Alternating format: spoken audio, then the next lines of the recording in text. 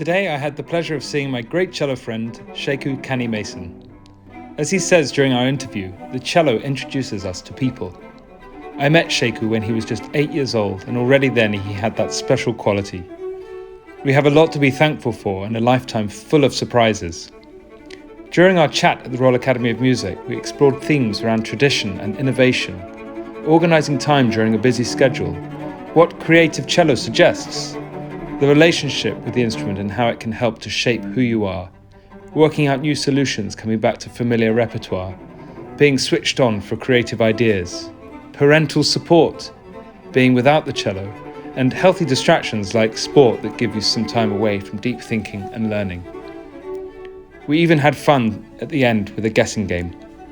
I hope you enjoy this first Creative Cello chat, and thank you, Sheku, for giving up some of your precious time.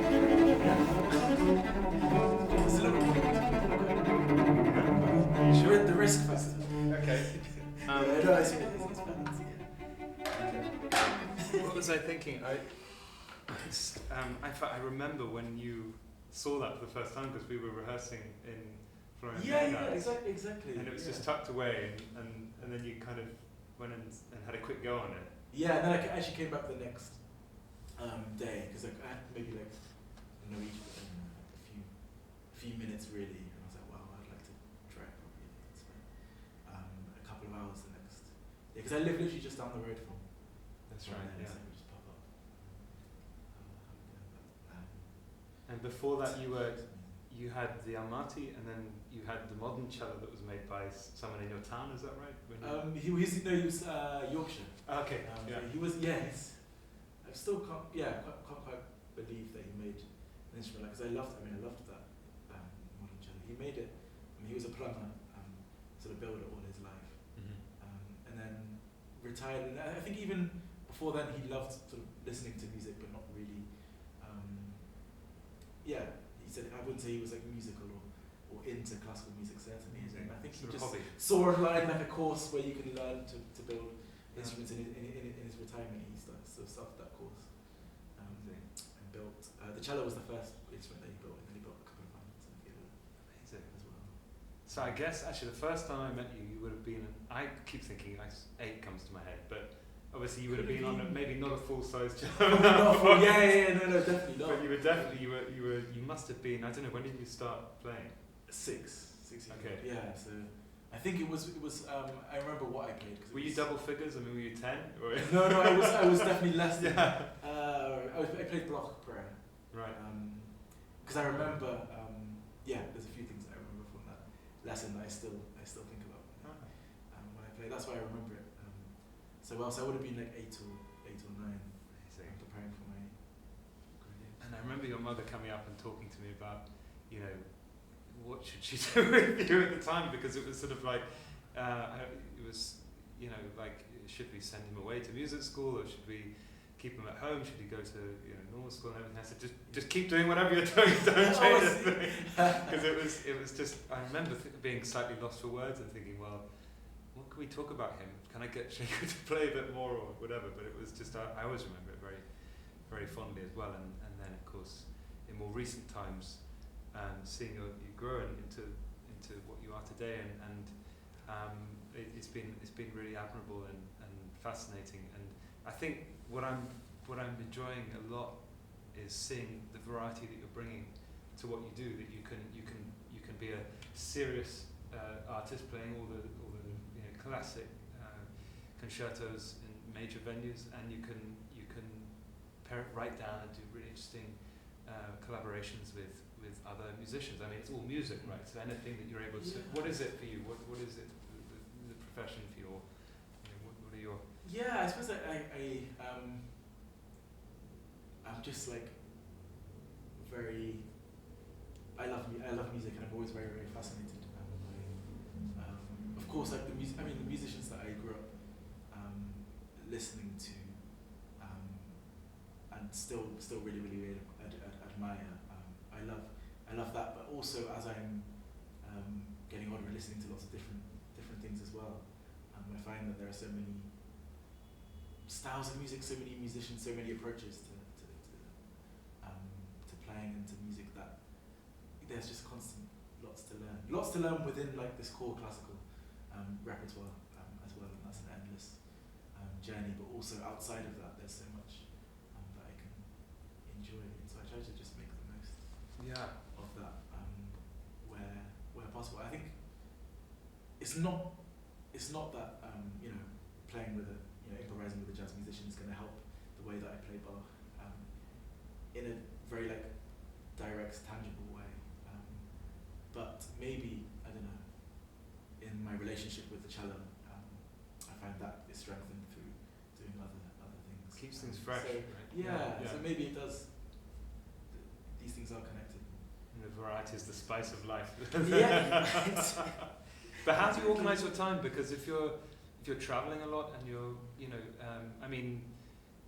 how do you organise your time? How do you structure when you want to be in that world and when you want to be, or can they all live side by side?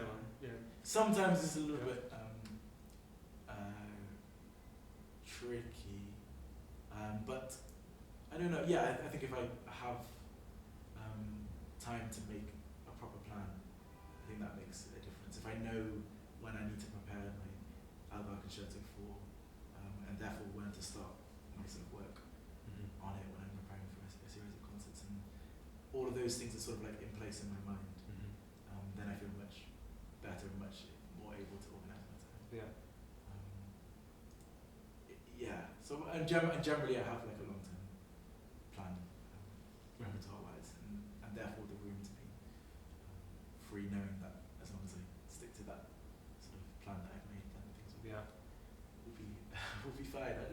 So I've started this little Creative Cello thing, and it was really originally for my students, and I thought, well, I may as well just share this online and see where it goes. But I suddenly thought, because I knew I was going to be seeing you today at the Royal Academy in London, that I thought I'd sound out the idea of you saying a few things, but it's just really nice to connect and make a time to chat about some things. And I don't know, like I was trying to think of, a name, and Creative Cello came up, but I don't know, in that sense, what does Creative Cello say to you? Like what is what comes to mind?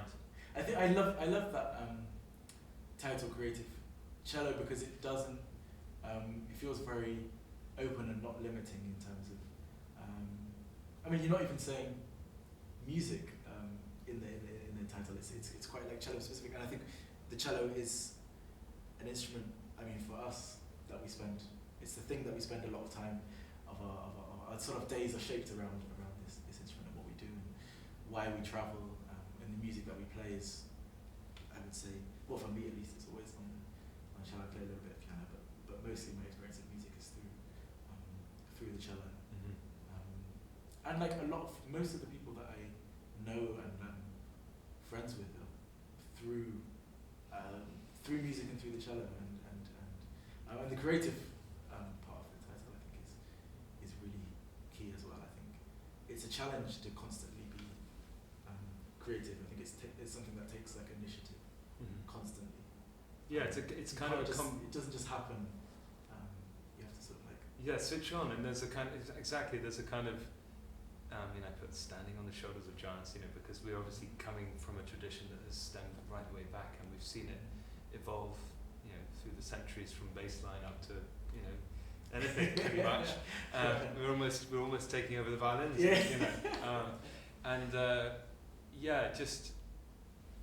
and then of course being innovative, which you're being, and so it's sort of drawing on. That's kind of right. You've got both at the moment. You're being creative in your own way, your own voice, your own what makes you who you are, which is so important, isn't it, to connect with that, and yet you've got your mentors and people from the past that you've learned from, who've learned from others, and so it's kind of interesting when perhaps I've been doing a little bit more teaching recently, so I've been kind of in that mindset for the last few years. And there's a danger that you can go too much into the kind of should we say the mechanics of playing, or the kind of nuts and bolts, but it's also endlessly fascinating, and to see different pedagogues talking in different ways just about playing is really kind of, and yet we're trying to get to the same place, which is communication and freedom of playing, and all these ideals, you know. Yeah.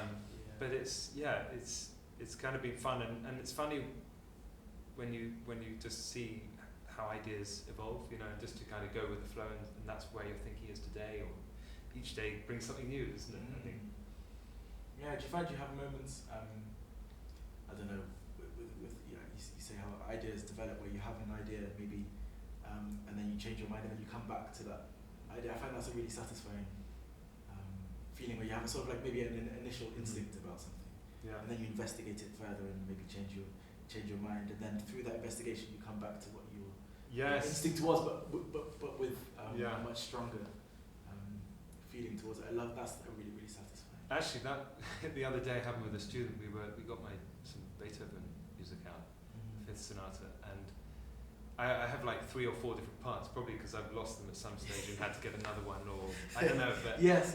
One of the parts is probably more recently marked up, and one is much older, you know, from like student days. Or anyway, whichever part I had, I found myself rubbing out every single bow that was in there and doing completely the opposite. Yeah. And it was really interesting because it kind of opened up a whole sort of topic on finding solutions that make sense to you and that speak to you and that, you know, that work for different reasons, and whether it's to do with how long your arms are, or whether you can figure out how to get from one note to the next as fluently and economically as possible, and not create a big lurch, or whatever. Like just trying to figure out for the music, the sake of the music, the solutions. And I was trying to think, well, why did I do that? You know, sort of like, I think that's sort of what you were talking about, seeing things, and over time seeing things in a very sort of in a different way is fascinating.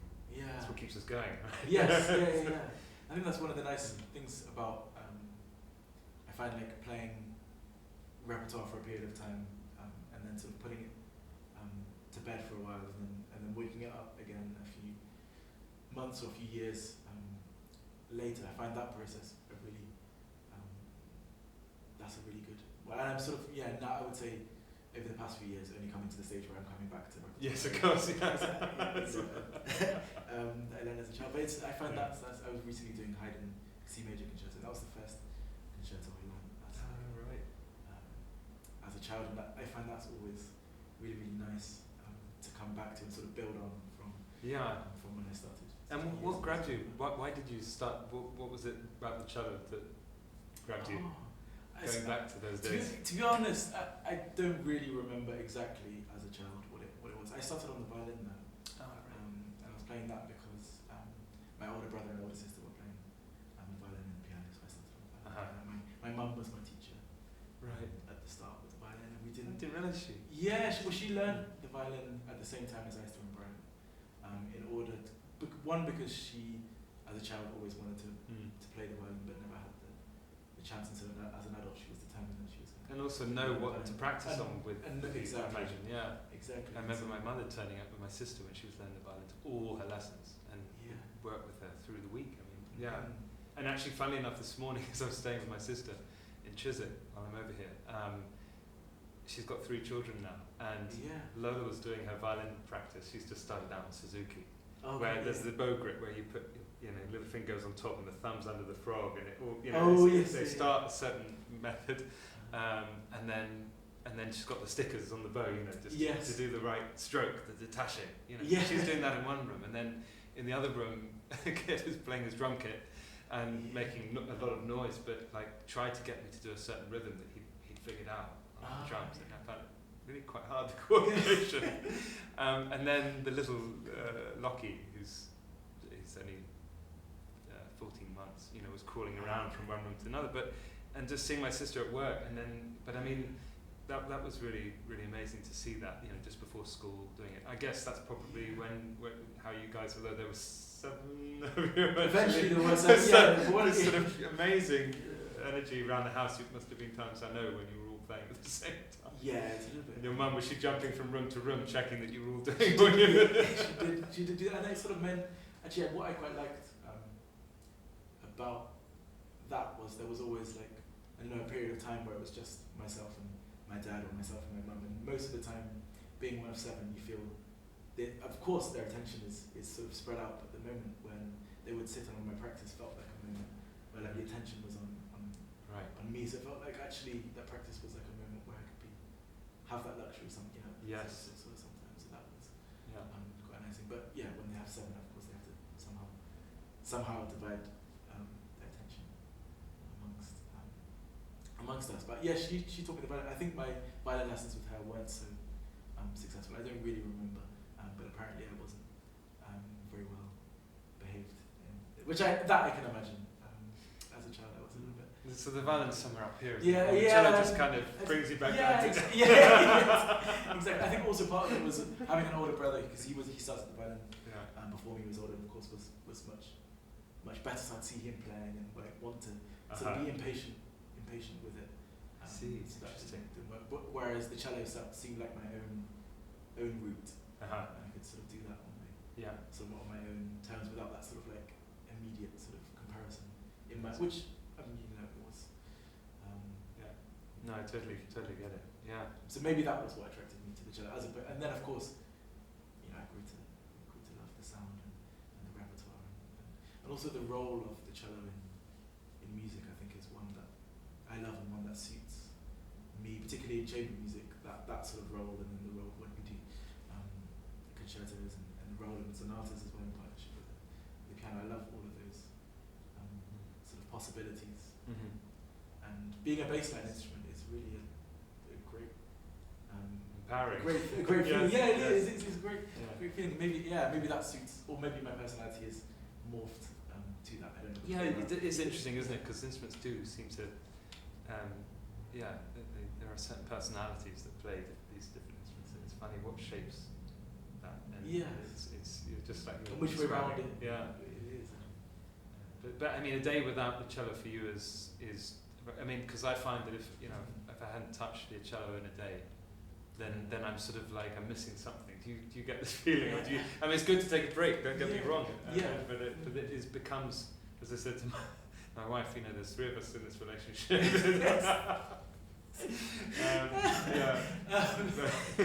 I do feel, because it's so much a part of, even in a day when I'm playing, and the times in the day when I'm not playing, I'm often thinking about what I was just practicing or what I'm going to practice or something else. So it does take up a lot of my mind space. And so days without cello, which aren't so often. I always take Christmas Day off and what do you call it, Christmas Eve and Boxing Day as like a rule. I would never play.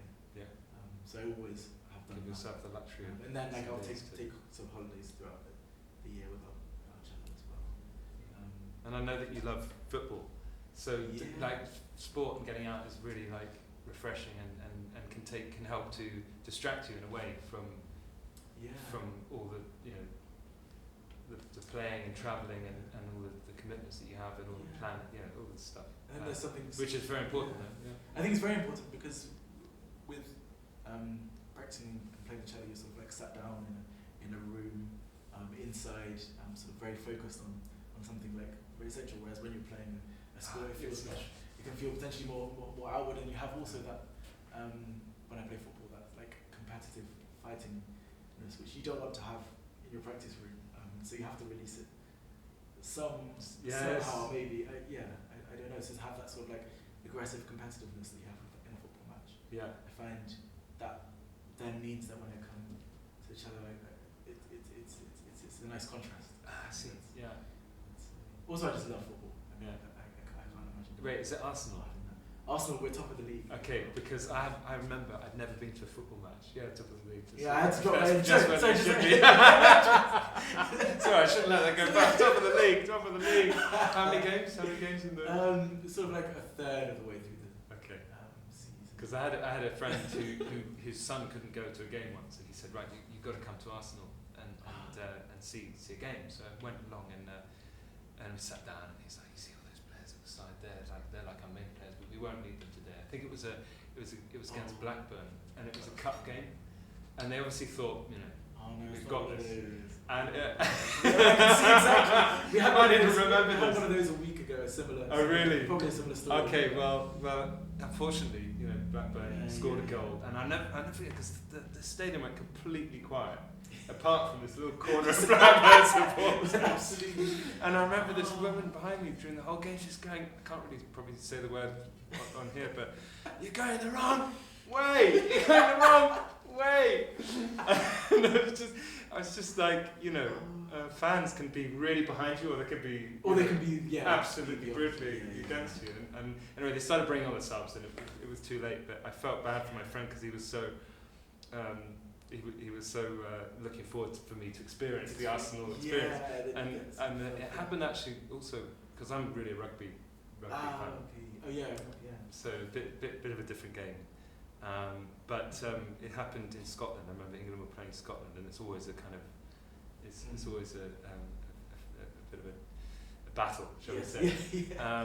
And the Scottish girlfriend at the time, I went with my English top on. Thinking, because England often beat Scotland. But of course, that didn't happen. And so I remember I had this coat, and I just gradually started sort of buttoning up the coat. Scots all around me. And anyway, so that was, I know what it feels like. So anyway, that's great. They're top of the league. Let's hope it stays that way. I hope so. Yeah. Definitely. Well, look, I don't want to take up too much of your time, but I thought we could just have a little game and what was it? Play a note and see if you can guess. Just from one. We can both do it. So just from we can start with one note. We'll start with one note. And if we're not getting anywhere, then we'll add a note and Okay. What do you think? I think it's a great game. I played lots of similar games with my family. We do one with Okay. You'd tap the rhythm of it. Oh really? Piece without the pitch. And some pieces are very easy to get just from the rhythm. You know what I mean? But then some, if the rhythm is not such a distinctive feature. That's interesting. That's a good one. You find it's a piece that you really, really know, but just from the rhythm. Because we don't think maybe about rhythm first sometimes. We always think of the melody. That's a fun game. And sometimes, like when we're driving, you turn the radio off and then just. Oh yeah. You've done that, and then you leave it on a little bit longer, and then. That's super fun. Right, who's going first? After you. Really? Yeah. Sure. Yeah, okay. Oh God, my mind's going. What should we do? Okay, let's start with. Okay, so it could be anything. It doesn't have to be at the top of the piece. It can be any. It could be any part of Any part, yeah. You have. Yeah. What are the parameters here? I think any. Yeah. Yeah. Okay. Depends. Let's try this. Is it Schubert arpeggione? Ooh, it wasn't, but. Oh, you would. No, you would similar start. A. You would start. But maybe you would. Yeah, absolutely. Maybe okay. tomorrow. Maybe today. Yeah. Okay. Oh God, if I play the next note, it's. No, okay. just do once more. Okay, and also the timing of the note is very different from cellist to cellist, so you might feel it. Okay, so, and actually, okay, there's another bowing.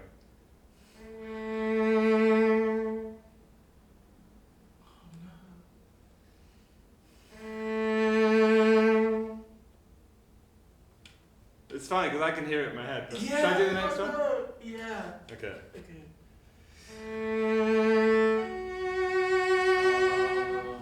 Do you want to finish it off? Yeah,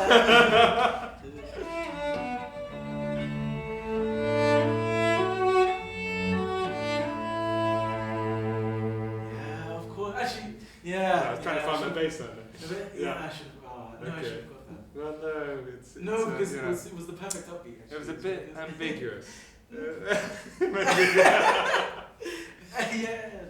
Okay, maybe. Well, there you go. No. Okay. Okay.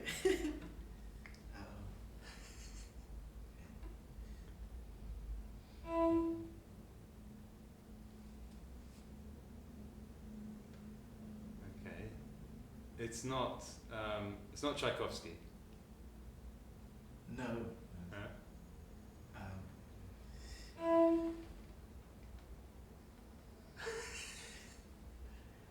Hang on. Give me another note. Oh, but then.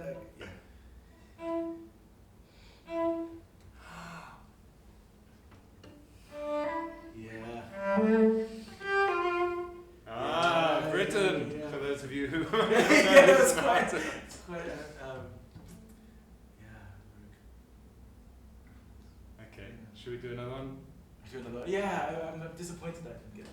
Yeah. Okay. Let's try. Or maybe I'll do a different.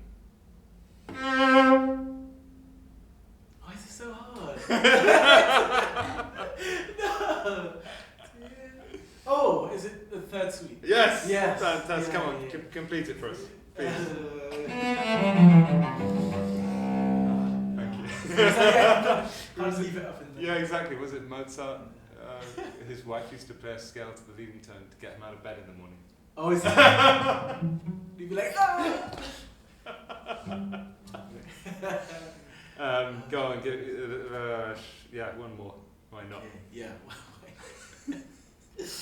Oh gosh.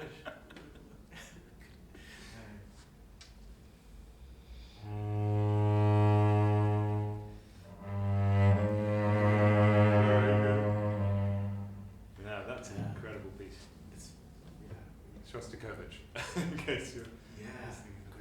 The second concerto, which is played much less than the first, and I think, dare I say it, is an even stronger piece. What do you think? I've been thinking. I mean, I've known the first concerto for longer, and like since I was young, and like the second is just maybe more recent. Well, relatively more recently, but still from. But I think I've been playing it a lot recently. The second concerto, I think it's really maybe a stronger piece. Yeah. Crazy cadenza with the is it the tambourine is crazy, and then which apparently is tiring for the of course tambourine player. And they're like, come on, get on with it. And they're taking my sweet time over the other. Amazing. It's great, There's that amazing scherzo, and it's such a fantastic piece. Anyway, look, thank you so much for chatting, and it will be fun to share this with people, and until next time. Thank you so much. Thanks so much.